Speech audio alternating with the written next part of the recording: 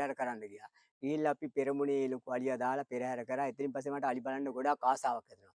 එතනින් පස්සේ මම ওই අලි බැලීමට ওই අලි කාලේ කොට පටවනවා, කොට අදිනවා, කිතුල් කපන්න යනවා. ඒවත් එක්ක ගිහිල්ලා හැමදේම පුරුදු වුණා. අවුරුදු 10ක් විතර පුහුණු වුණාට පස්සේ මට ඉතින් තනියෙන් අලියෙක් බලන්න වගේ පුළු තත්ත්වයක් ඇති වුණා. ඊට පස්සේ මං මේ ওই නිල සාත්‍තර එතකොට අලින්ගේ තියෙන අලින්ගේ භාෂාව, අලි දංගල් බඳින හැටි ඒ හැමදේම මට කියලා දුන්නා අප්පච්චි ගුරුවරයෙක් වගේ. මට හැමදේම ඉතින් පොත්පත්වලින් හැන්දෑවට බලලා ඒවා ඉගෙන ගත්තා.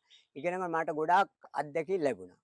මාමේ තාත්තගෙන් ලබාගත දැනුමත් එක්ක මාමා අලියත්තු බලන්න එකතු වෙනවා.